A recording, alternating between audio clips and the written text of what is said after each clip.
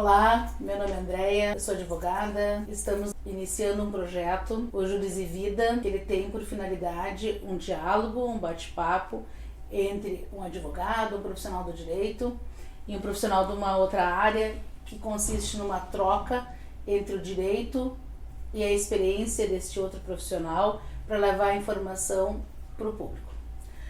Para a abertura do episódio de hoje, nós temos como convidada a assistente social Eliane, uma pessoa muito querida por nós e parceira aqui do escritório. A nossa convidada então de hoje é assistente social, formada pela PUC desde o ano de 2004 e atua igualmente de forma como perita e assistente técnica externa desde 2004 do mesmo ano, há mais de 20 anos. Eliane, seja muito bem-vinda no escritório para tratar de um tema tão maravilhoso como a adoção, que tem uma vasta experiência nessa área e assim como também na tua vida pessoal que tu passou recentemente, né? Com essa... Estou passando. Passando. Boa tarde. Primeiramente quero agradecer esse convite, doutora Andréia Lobo. Fiquei com um friozinho na barriga, mas aceitei o desafio. Muito obrigada. Nós que agradecemos mais uma vez e principalmente a abertura do tema que nós escolhemos, além de ser de um profundo conhecimento da Eliane, também em razão de, no dia 5 de outubro, nós estamos fazendo 35 anos da comemoração da vigência da Constituição Federal, que nos trouxe muitos avanços em várias áreas, inclusive no processo de proteção das crianças e adolescentes, juntamente com o Estatuto da Criança e Adolescente. Eliane, na tua experiência, o que é a adoção? Então, a adoção é algo muito amplo, né? Que tem a questão jurídica da coisa, né? Fazer com que uma criança se torne teu filho por direito, mas vai muito além disso, né? Do acolher, do proteger, do assumir, é uma coisa que vai além daquilo que o papel, que consta, que está no papel. A adoção é tu receber uma criança e ter ela como teu filho. A adoção é só a palavra nos trâmites legais para que essa criança legitimamente venha a ser teu filho. A partir desse momento que os trâmites legais todos se passaram, a adoção foi o processo que passou para chegar. Passa a ser apenas teu filho, como qualquer um outro filho biológico que você tenha. Na verdade, ele é um processo de regularizar, legitimar o ato de amor, né? O ato do coração, porque ele pode ser tanto um filho de uma escolha, enfim, da instituição, como ser de um familiar próximo, né? De que deixou para que a gente possa venha criar para alguma situação que possa acontecer, assim como os filhos, né, venham de uma situação adversa, né? Possam vir que a vida... Exatamente, como é o meu caso. Trabalhei 15 anos direto dentro do Fórum de Campo Bom como assistente social do Juizado da Infância e Juventude e trabalhei com adoção. Sempre fui fascinada pela adoção, era o que brilhava meus olhos, que me dava energia para seguir em frente com as outras matérias que são bastante pesadas, né, para se trabalhar. Então a adoção era o que tinha de mais leve, de mais tranquilo pra gente, tranquilo entre aspas, mas enfim. Que era praticamente assim, aquele processo que tu tá conseguindo encaminhar uma criança para que para sempre ela fique protegida. Essa é o objetivo, né? Que tenha uma família, então, que cuide, que proteja, que ama e que acolha. Enfim, sabe? O amor incondicional que ela passa a receber. Então, tudo isso na teoria, o que a gente, na prática profissional, trabalhava. E aconteceu, então, na minha família, né, de um familiar meu, que não teve condições, então, de exercer maternidade, paternidade, e que, então, de repente, assim, foi bem uma coisa assim ali que eu não esperava, surgiu isso, essa possibilidade, então, e aceitei esse desafio e com muito amor, com muito carinho, sabe, com muita vontade. E claro que principalmente a parceria com meu marido, ele que foi o primeiro, tipo assim, vamos juntos, eu vou estar contigo e vai dar tudo certo. E de fato, tudo certo mesmo. Então foi uma surpresa na minha vida, eu costumo dizer que foi um presente do universo. Ele me surpreendeu assim com esse presente, assim, um estralar de dedos. E a adoção tem muito disso, sabe? Mesmo quando tu te habilita, que tu passa por todo aquele processo que agora a gente vai conversar, passo a passo disso tudo. E aí vem aquele tempo de espera, que não se sabe quanto é. A gente sabe que uma gestação normal é de 9 meses, porém, o processo de espera de uma adoção é tempo indeterminado, tá? Dependendo do que tu escolheu no perfil, sai antes dos 9 meses. Sim, é verdade. Ou se não, pode 9 anos, 10 anos, enfim, depende, tudo é do perfil escolhido, né? E nem sempre, porque às vezes popularmente, né, se acha que os pretendentes, os pais, buscam a adoção porque não pode ter filhos, enfim, mas às vezes é uma opção, né, desse pretendente, seja um casal ou não, de buscar a adoção, né, por ato de amor, né, por um desejo pessoal, né, daquele acolhimento. Um ato de amor próprio, né? Primeiramente é isso. O amor é teu, é uma coisa muito íntima tua. A adoção, eu sempre costumo dizer que a gente nunca tem que pensar ela como se tu fosse fazer uma caridade. Não, tu tá fazendo para si próprio. Primeiro lugar é isso, é para si, tá? Depois se pensar, estou fazendo para o outro. Não, tu está fazendo para si mesmo. Então, esse é um passo bem importante e dentro da tua estrutura emocional é isso que tem que ter muito claro. Porque se tu for pensar, nem tem que pensar, sabe? Mas fazer um link, eu sou uma pessoa caridosa, então agora eu vou adotar uma criança carente. Não faça isso, pelo amor de Deus, porque o caminho não é por aí. Né? Então, se tornar pai e mãe é algo que é para sempre, tem que ser assumido com muita responsabilidade, amadurecer ideias, enfim. E aí, doutora Andréia, que entra da importância de todos os trâmites legais que hoje é exigido pelo Conselho Nacional de Adoção, né? O CNA, é muito importante. Sim, porque sempre se escuta qual o motivo da morosidade, qual o motivo da demora desses trâmites, né? Os atos serem tão longos, tão morosos, às vezes, né? São as expressões que se escuta. Quais são esses passos que devem ser obrigatoriamente seguidos no processo de adoção? Então, a questão é de que, primeiro, a pessoa tem que amadurecer dentro de si própria, como nós estávamos conversando, a ideia de adotar. Partilhar isso com a sua família, com seu cônjuge, com seu companheiro, se já tem filhos biológicos, com seus filhos biológicos, com seus pais, enfim. Por quê? Tu não adota sozinho, tu fica o teu nome ali nos documentos, na certidão, assim como tem teus filhos, né? Mas tu precisa do apoio da família, enfim, para o dia a dia, para... Exatamente, para tocar o barco. Então, é muito importante conversar com eles e falar do teu desejo e, claro, né, que o teu desejo seja respeitado. Então, ali, às vezes... E tudo é um processo, ser humano é muito complexo. No primeiro momento, talvez, todo mundo na euforia, que legal, que bacana, ou o inverso disso, na euforia, não, tu não é louca fazer uma coisa dessas. Mas, enfim, divulgar isso com a sua família e amadurecendo ideias e estar convicto do que é que você quer, tá? Eu acho que esse é o primeiro passo, a tomada de decisão.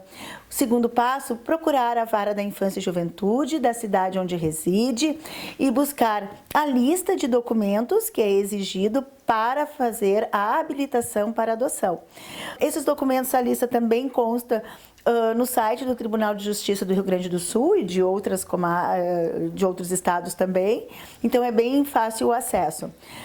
Juntando todos esses documentos, que são certidão de casamento ou de união estável, negativa de antecedentes criminais, avaliação psiquiátrica ou psicológica, avaliação de um médico também, falando da tua saúde física, e os outros documentos normais, que é identidade, comprovante de residência, enfim, sabe?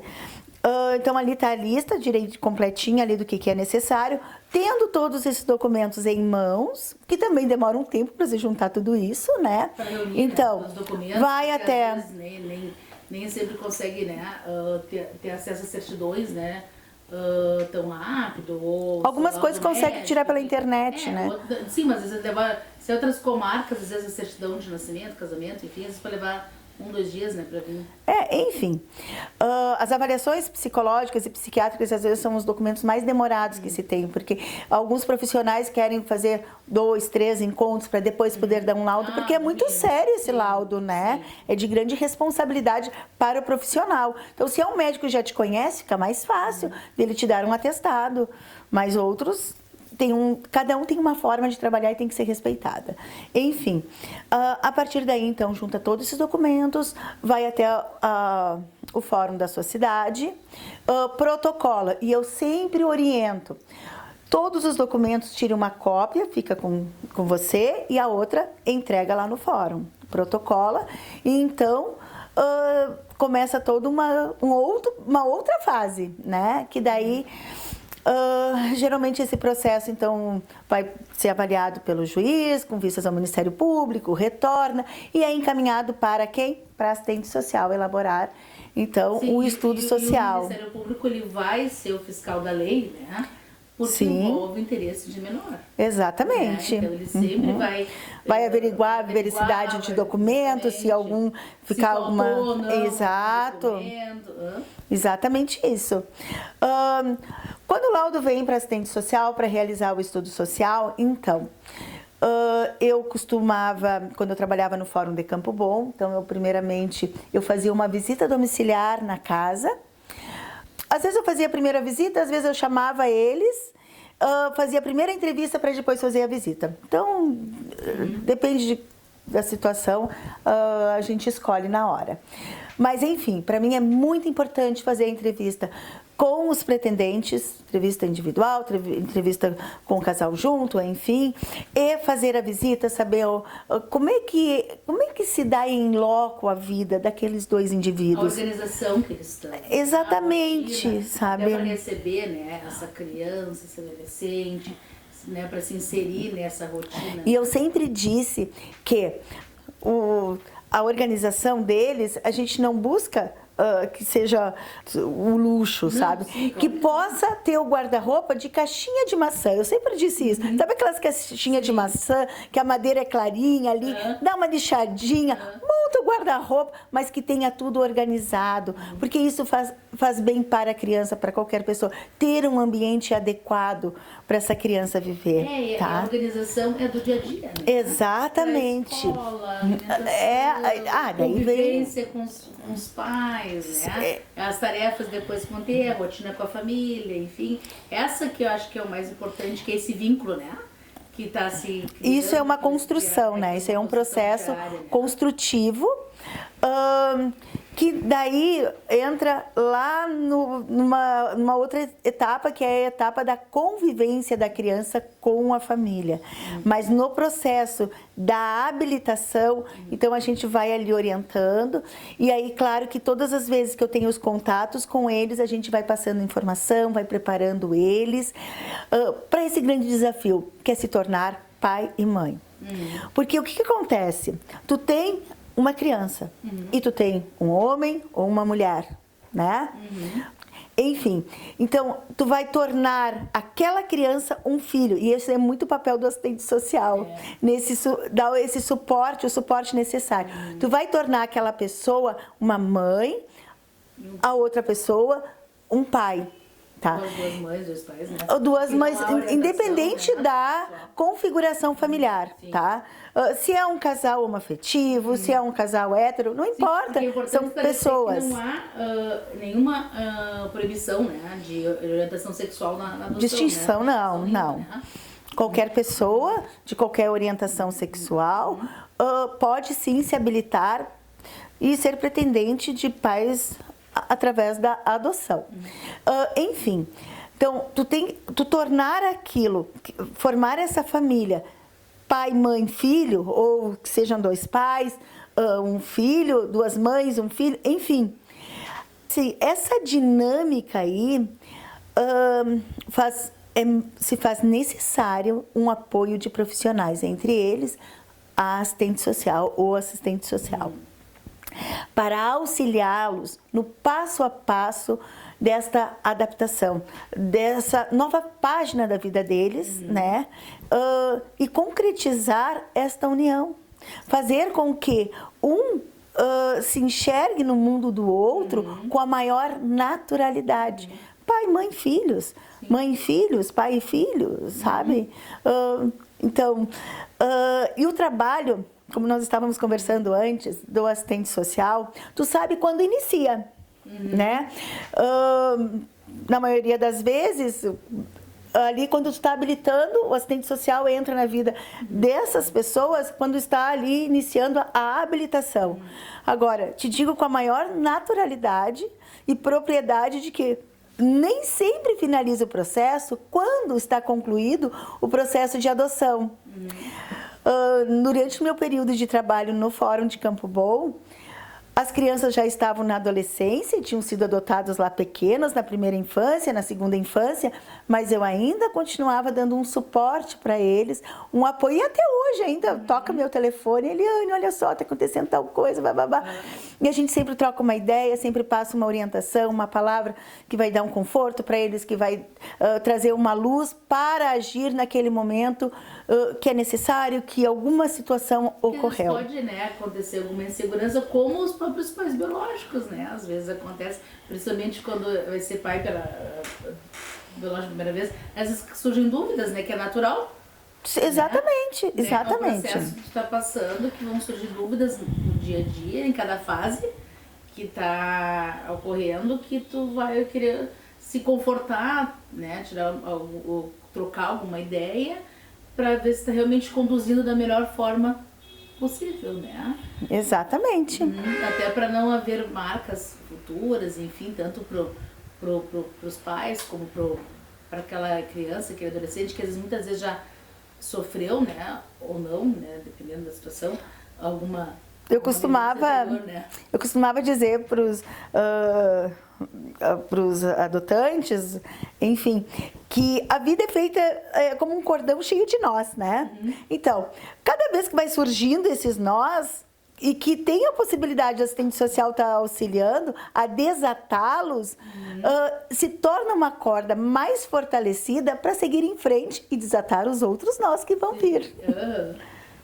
E uma dúvida que as pessoas também, a comunidade sempre surge, a pessoa habilitada, existe a possibilidade dela escolher a criança, adolescente que ela pretende adotar ou não? Escolher a criança, não. Não estamos falando de um mercado, nós estamos falando de um objeto, né? Escolher a criança, não é possível, tá? O que a pessoa, o pretendente à adoção faz ali quando está se habilitando? E isso pode ser modificado ao longo do processo, a qualquer tempo, tá? O perfil, ele consegue escolher o perfil de quem ele quer adotar.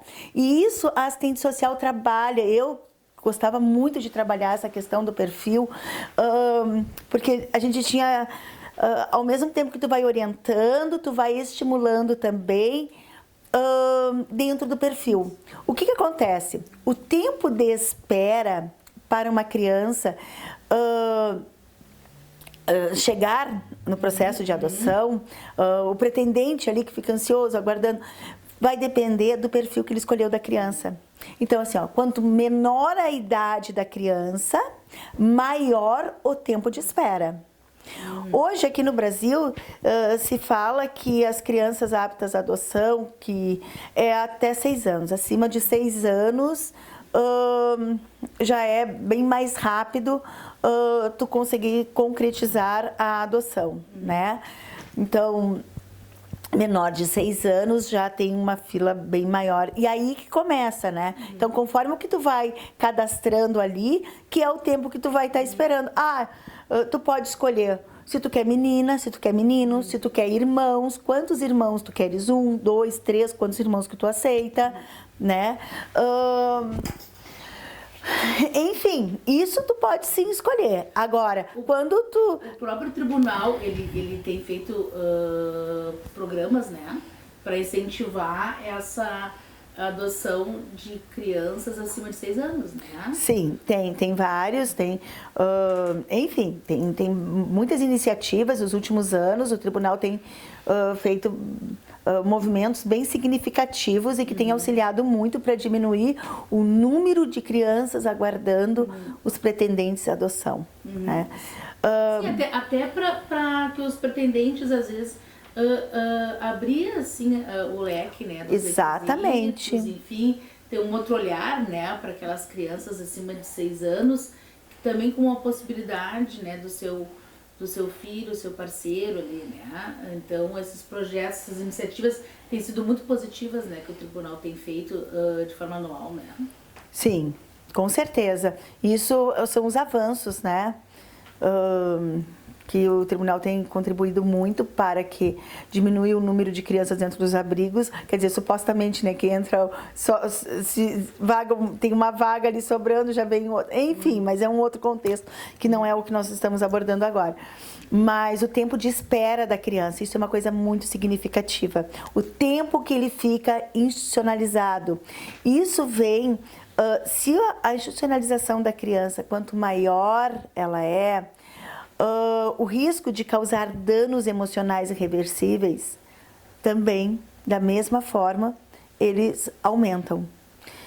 Então, se diminuir o tempo de espera da criança, isso dá qualidade de vida a ela. Sim. Eliane, e sobre os pretendentes homoafetivos? Existe alguma diferença na documentação, na prática, como é que funciona? Pode explicar isso para nós? Sim. A habilitação de casais homoafetivos é igual à habilitação de héteros, tá? Não tem diferença nenhuma. A legislação ela é bem clara, bem objetiva e não tem distinção, tá? Bom, na prática, tá? O que eu costumo orientar as pessoas que eu habilitei, que são casais homoafetivos, ou até o solteiro e a opção sexual dela, enfim, sabe? Se diferencia. Que é muito importante a criança ser preparada para isso, tá? Vai adotar o perfil de um casal. O último casal que eu habilitei homoafetivo foi da cidade de Canoas. Então, o que eu orientei a eles? Que era muito importante eles, desde o início, tá? Já terem um apoio com profissionais da área da psicologia para eles, para ir orientando eles em relação a essa criança que vai crescer, para entender com naturalidade a família na qual ela faz parte. Sim, tá? Até porque faz parte dos novos conceitos, como dizem, exatamente, né, de família. Claro que evoluímos muito, que nós estávamos falando no início da Constituição, mas infelizmente existem muitas pessoas, né, que ainda há alguns preconceitos que ainda não se despiram, e que pode, eventualmente, essa criança sofrer isso depois. Sim, né? a sociedade ainda é muito arcaica, tem muito a evoluir para aceitar com naturalidade casais homoafetivos. Tá? E são pessoas que trabalham, que estudam. Que constroem a sociedade. Exatamente, que têm seus deveres e seus direitos também. Aí entra muito a minha preocupação e aí vem as minhas orientações. Principalmente quando essa criança começar a frequentar a escola. A creche. A creche ali, tá? Que as pessoas precisam trabalhar, né? E nem sempre tem uma avó disponível, uma tia ali, que possa ficar em casa. Que normalmente as avós são jovens também, estão no mercado de trabalho, né? Exato. O mais comum é para os pais poderem trabalhar, a criança ficar numa escolinha. Enfim. Então, É importante eles terem esse suporte para lidar com os questionamentos que vão vir, tá?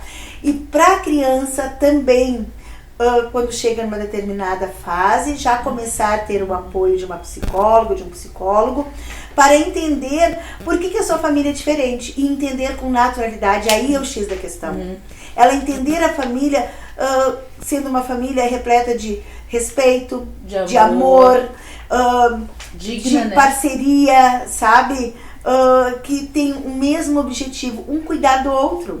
E é essa que é a essência da família. E é isso que a criança precisa entender, valorizar. E dependendo da idade da criança, ela vai encarar isso com uma maior naturalidade, se os adultos conseguirem passar a mensagem de uma forma adequada para ela, né? Sim, com a orientação do profissional, né? Inclusive, estar mais preparada para enfrentar o que vai vir do externo, da instituição onde ela vai fazer parte, tanto da escolinha que ela vai estar frequentando, do clube, enfim, da sociedade em si.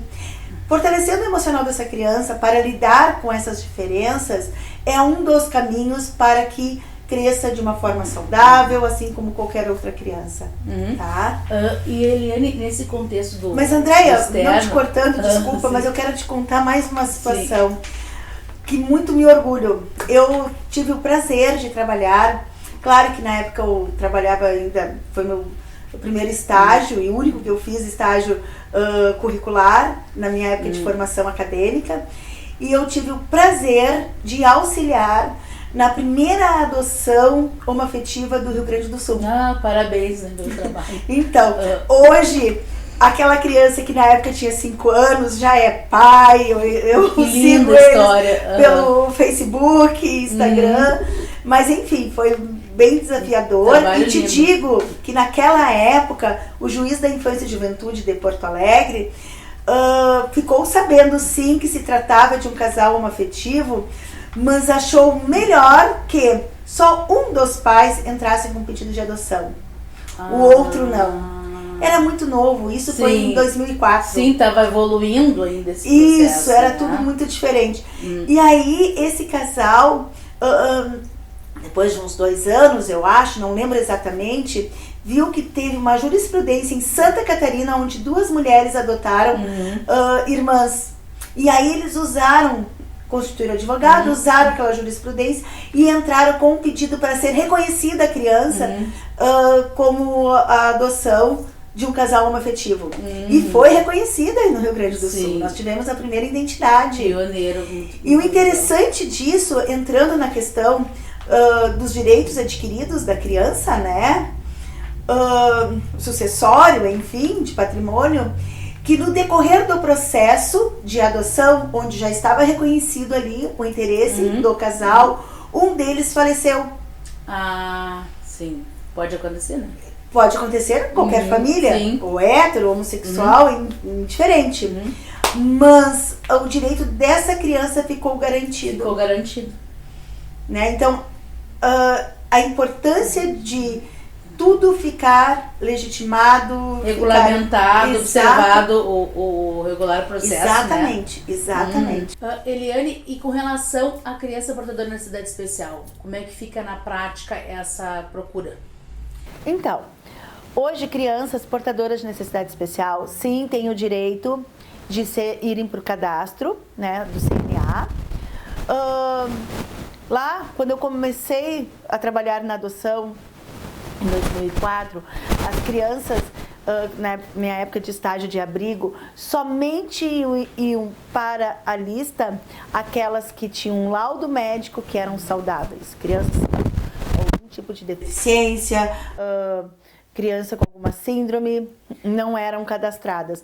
Mas isso já mudou na história, graças a Deus, a evolução. Então, todas as crianças hoje podem sim serem cadastradas. A questão é, os pretendentes para adotar essa criança são raros, tá? Bem raros situações. E na prática, doutora Andréia, o que eu presenciei já, que profissionais que trabalhavam com essas crianças, que então criaram vínculo entre ambas, que terminaram adotando, ou até mesmo através do apadrinhamento afetivo. Começar a conviver, então estabelecer um relacionamento e a partir daí surgiu um desejo de se tornarem pais e filhos, né? Então, e aí então as pessoas procuraram o judiciário, foram se cadastrar, se habilitar, serem preparadas para então realizar a adoção de crianças portadoras de necessidade especial. Sim, mais um tá? capítulo bonito, né? É uma evolução que tivemos. E por fim, Eliane, quais são as garantias proporcionadas pelo Estado para esses pais adotantes, depois que finaliza a adoção ou quando está com termo de guarda, enfim, o que eles podem ter assegurado? Então, o que o Estado auxilia como garantia de direito social, né? A licença maternidade, a licença paternidade para aquelas pessoas que são contribuintes da Previdência Social, né? Então elas têm o direito de usufruir da licença maternidade, que é de 120 dias, licença paternidade, que é em média de 5 dias, mas dependendo do privado, eles dão um pouco mais, enfim, daí é negociado. O privado pode ter tem umas diferenças, né? Isso. Depende do estatuto, né? Se for público, eles estão dando uma elasticidade, ou se for privada, né? A CLT. Exatamente enfim, né? isso. E também tem graças a Deus, com a evolução também, né? Que tu disseste, da história, da própria legislação, hoje o filho adotivo, ele se equipara, né, o biológico, não existe distinção, né? O mesmo direito. A mãe, né, também faz jus à garantia e à estabilidade do emprego, né? Da mesma forma da mãe biológica, né? Então a mãe do coração, a mãe adotiva, ela também tem a mesma prerrogativa, a mesma garantia, né? Do até 5 meses, né, após. Então ela tem esse direito assegurado, né, que isso também foi uma conquista, né, para a mãe trabalhadora, então para ficar tranquila de manter o vínculo, de construir essa convivência, né, até esse... Doutora Andréia, lhe digo que bom que existe os 120 dias para desfrutar dessa licença para o período de adaptação. Isso é extremamente importante para a criança, é importante para quem está se tornando mãe, pai também. Mas, desde já, por experiência própria, é pouco esse tempo, tá? Eu imagino que sim. Pouco esse tempo. Eu como mãe adotiva recente, dia 2 fez 1 ano que eu estou com a minha filhota, que me tornei mãe do 3º filho. Hoje sou mãe de 3 filhos, sendo que o 3º veio através da adoção. Gente, 1 ano é pouco. É pouco. Mas enfim, sabe? É um tempo muito especial, muito importante para criar o elo, o apego, o vínculo. Ai, meu Deus, hoje é difícil sair, é difícil estar aqui. A lua de mel, como dizem, né? E por fim, Eliane, então, nesse contexto todo, qual é que é o papel do assistente social no processo da adoção? Bom, como já tínhamos conversado anteriormente, te digo com a maior tranquilidade, tá? Que o papel do assistente social, ele inicia lá quando tu tá habilitando o pretendente à adoção, ou quando já está no estágio ali de estar apresentando a criança, iniciando o processo de adaptação para realizar a adoção. Mas eu te digo, Andréia, no papel ele termina quando é finalizado o processo de adoção, tá? Mas na prática, os casos que eu acompanhei é tempo indeterminado, porque para dar o suporte, para dar o apoio, aquilo que a gente conversou de ajudar eles a desatar nós nessa linha da vida, né? E sempre no intuito, cada nó que tu auxilia eles para desatarem, vai fortalecendo essa corda para terem mais energias para o que vai vir pela frente. Então, o papel do assistente social eu considero um papel muito importante. Amo a minha profissão, não me vejo fazendo outra coisa. E essa dedicação, sabe? E que muitas vezes se faz necessário, além do que o quadrado, além do que a instituição te orienta. E dar essa atenção naquele momento que eles necessitam que auxilia para que a adoção ela seja legítima, ela seja para sempre, ela evolua cada vez mais. E se reconhecendo como pai, mãe e filhos. E digo para ti, tem muitos filhos que são biológicos que nunca foram adotados pelos seus próprios pais. Exatamente, que não foram acolhidos ou vice-versa, né? Exatamente. Ou vice-versa, assim como os adotivos, eles têm tantas semelhanças, como nós estamos falando agora há pouco tempo, que parecem do biológicos, né? Pela própria convivência, pelo próprio elo, pelo próprio dia a dia, né? Por isso, da importância da assistente social auxiliar para que aquela criança se torne filho e para aquelas pessoas que estão ali se tornarem de fato pai e mãe. E aí, então, a família sendo fortalecida, crescendo num ambiente de paz, de harmonia, de companheirismo, né? De respeito um com o outro, de cuidado, de um cuidar do outro, com amor. De amor. Foi muito bom essa troca, essa experiência, essa conversa e demonstrar que o processo de adoção, ele exige etapas, mas ele é descomplicado, não é tão complicado quanto ele é necessário. Ele é necessário. Todas essas etapas, elas são importantes e necessárias. Porque demora. Porque eu tenho que fazer o curso. Gente, o curso é maravilhoso, o curso é importante. Vai ajudar o quê? Ao amadurecimento. Eu realmente quero adotar? Eu estou hoje, nesse momento na minha vida, pronta para realizar uma adoção? Então, o curso vai estar possibilitando que tu faça esse questionamento para si próprio. Obrigada, Eliane. Obrigado você. Até a próxima. Até a próxima.